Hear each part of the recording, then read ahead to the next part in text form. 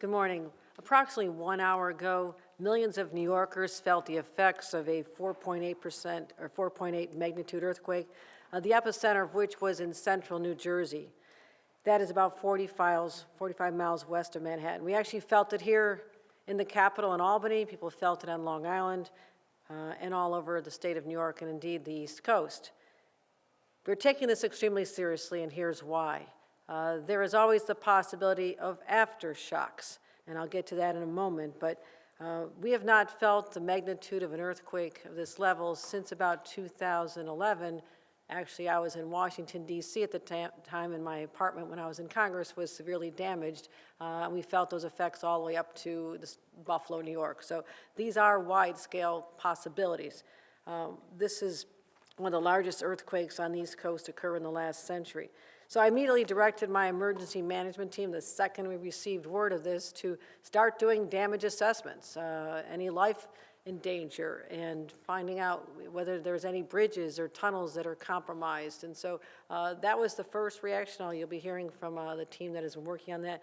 I also immediately spoke to Governor Phil Murphy to offer any assistance and to find out what is happening in his state, which again was the epicenter. Our teams have been in constant communication with the mayor of New York.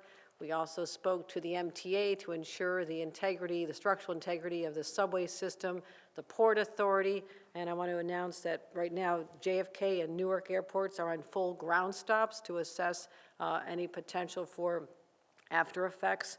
And we've been in contact with the utility companies to make sure that the gas and electric services continue. I will report that Amtrak and MTA are on full schedule, no disruption there at this time. Been in communication with the White House. They reached out to us. The Deputy of Homeland Security Advisor, who's actually with President Biden right now surveying the damage in Baltimore, called us, and I believe they felt the effects even in Baltimore. So it's been a very unsettling day to say the least. But the White House offered any assistance. Senator Schumer reached out, offered any assistance. So right now, it's most important that we have our structural teams out there, our engineering teams, surveying our bridges, our roads, any area there could be a fault line that is not easily detectable to make sure that passengers on our rails as well as our commuters are safe. Assessing all state roads, Commissioner Dominguez is taking lead on that, making sure our state roads are safe. Major transmission lines and dams, because you don't always see the effects of a small crack that actually could develop into a real major problem. And we're also encouraging all the municipalities throughout the state of New York to assess for any structural integrity concerns.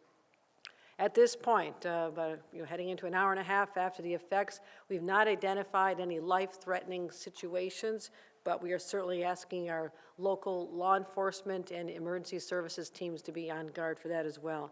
But again, we are going to be reviewing all potentially vulnerable infrastructure sites throughout the state of New York that is critically important in the aftermath of an event like this.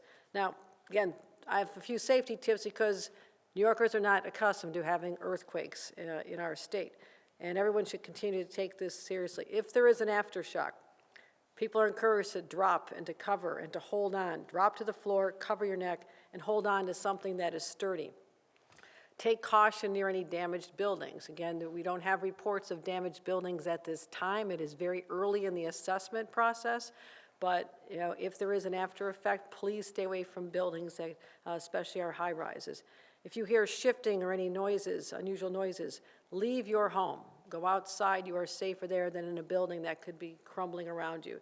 Inspect your home for damage. Check walls, floors, doors, windows, staircases.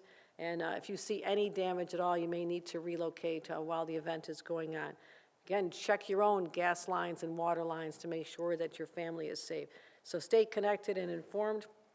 I will say this, especially with all the national news about what happened in Taiwan with that deadly earthquake just this past week. I think there's a high level of anxiety around earthquakes.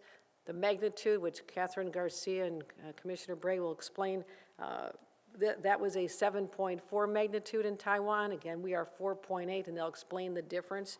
But that's why we're going to continue to take this very seriously and make sure that we continue to update all New Yorkers. So Catherine Garcia, our head of state operations, you'll hear from first, and then Commissioner Jackie Bray, head of Homeland Security. Thank you. Thank you, Governor. I want to reiterate that we have no reports of damage at this time, and that immediately all of the infrastructure agencies activated their policies and procedures to deal with this, because while highly unusual in the state of New York, we do actually have fault lines.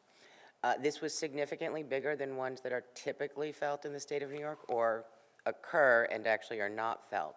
That is because earthquakes happen on a logarithmic scale, which means that a 3.0 is 10 times worse than a 2.0.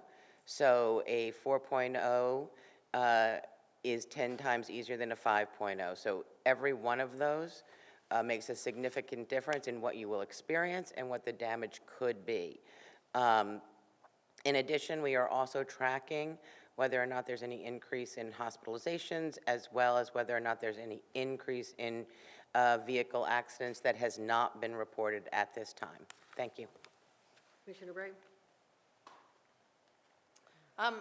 Not much to add above the governor and Director Garcia covered it. I would say we did see an overloading of cell circuits in the New York City area immediately after the event. We've been in touch with AT&T, Verizon, and T-Mobile. Their networks are clear now and back up and working, and we have opened the state's Emergency Operations Center. We're at a level 3 to monitor impacts and reports that come in. We've seen one gas leak in Rockland County, but other than that, there don't seem yet to be major infrastructure impacts, but we are in touch with the counties. We'll stay in touch with the counties all day. Thank you.